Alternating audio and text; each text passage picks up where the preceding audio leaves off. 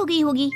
अरे कैसे गंदी हो गई थी, उसे तो मैंने पहना भी नहीं। हे भगवान, इस लड़की के कपड़े धोने की आदत से परेशान हो गया हूँ मैं। जितना तो घर में राशन नहीं आता उससे कहीं ज्यादा डिटर्जेंट पाउडर का खर्चा है। इसकी शादी करवा दो, शादी। जाए अपने घर में ही करे काम, फिर चाहे घर के कपड़े धोने हो या पूरे गांव के। हाँ ठीक बोल रही हो, देखता हूँ मैं कोई लड़का। वो दिन भी आ जाता है जब विभा को देखने लड़के वाले आ जाते हैं। लड़की मुझे अच्छी लगी। होने वाली सास कहती है, बेटी अगर कुछ पूछना है तो पूछ लो।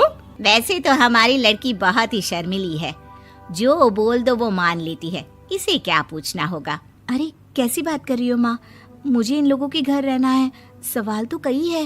हाँ हाँ बेटा पूछ लो ना, क्या पूछना है।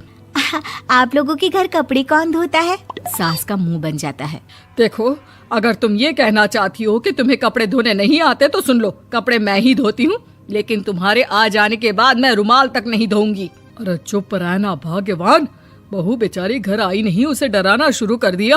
वो क्या है ना बिटिया, अभी तक तो ये कल्लू की माँ ही धोती थी, लेकिन अब तुम्हारे पापा तो दहेज में वॉशिंग मशीन देंगे ही। तभी विभा की माँ बोल पड़ती है, सवाल भी पूछा तो क्या। वैसे भाई साहब, मशीन की तो फिर भी कपड़े धोने की कैपेसिटी होती है। मतलब जो बिटिया दे रहे हैं ना विभा, इसे कपड़े धोने का बहुत शौक है। ये आप लोगों के क्या, आस पड़ोस गांव मोहल्ले सबके कपड़े धो दे और उफ तक ना करे।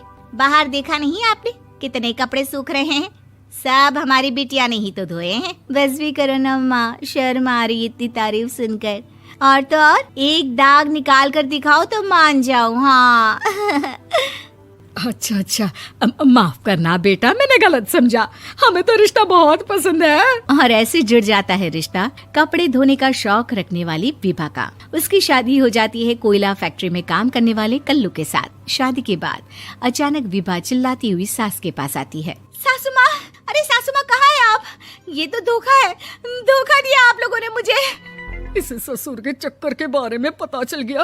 अरे तो उसमें तुझे क्यों धोखा मिला है? अरे नल में पानी नहीं आता, कपड़े कैसे कब धुलेंगे? अच्छा अच्छा, तू पानी नहीं आ रहा उसकी बात कर रही है। तो आपने क्या सोचा? कुछ नहीं। अच्छा हाँ, तेरी माँ ने कहा था कि कपड़े धोने का शौक है तुझे, याद आया मुझे। शौक शौक बोलकर कपड़े धोने वाले मेरे जुनून को कम ना आके सासू माँ, कपड़ा धोना मेरा गुरूर है। तभी पति भी वहाँ आ जाता है। अभी अभी मैंने इसे सनी देओल की फिल्म दिखाई है, उसी के डायलॉग मार रही है माँ। अच्छा सुन, साफ साफ बता रही हूँ, पानी सुबह 4 से 6 और शाम को 10 से 12 आता है, समझी? विभा टाइमिंग सुनकर हैरान हो जाती है। ये क्या भूतों का मोहल्ला है? सुबह 4 बजे उठकर कौन कपड़े धोता है? 4 बजे टंकी में पानी जाता है, फिर सारा दिन धोना ना, किसने मना किया? अरे कैसी बात कर रही हैं? 200 लीटर की टंकी में कितने कपड़े धो लूंगी मैं? सुबह ही उठ जाऊंगी मैं। अब क्या था, विभा सुबह 4 से लेकर रात के 12 बजे तक कपड़े ही धोती रहती। एक रोज सास पड़ोस से निकलकर कहीं जा रही होती है कि साथ वाली कहती है, हाँ कल्लू की माँ, जरा ये बताओ कि 2 साड़ी है, 2 ब्लाउज और एक पेटीकोट और एक नाड़े वाला लंबा कच्छा। हाँ तो? अरे तो क्या, कितना लोगी धुलाई ये बताओ। धोबन दिख रहे हैं हम क्या? हमारे पति सरकारी नौकरी से अभी अभी रिटायर हुए हैं और बेटा सुपरवाइजर है कोयला फैक्ट्री में। धोबन समझ रखा है हमें।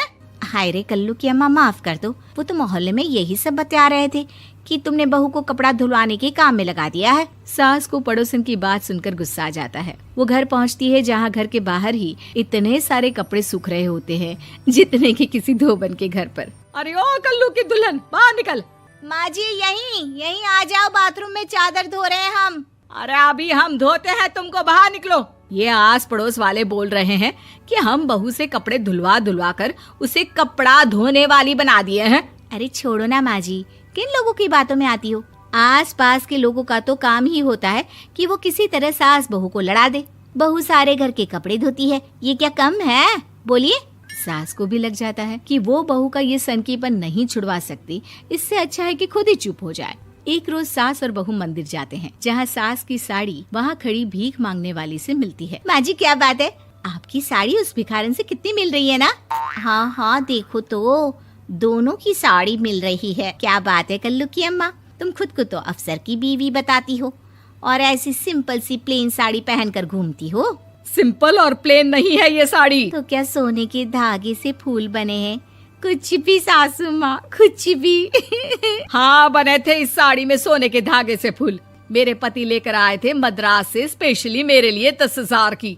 ताहे भाई साहब इस भिखारन के लिए भी सेम टू सेम साड़ी लेकर आए होंगे 10,000 की। सास उस वक्त तो कुछ नहीं कहती, लेकिन बहू के साथ घर आती है और अलमारी से एल्बम निकाल कर लाती है। ये साड़ी देख रही है, ये वही साड़ी है जिसे मैंने अभी पहना था।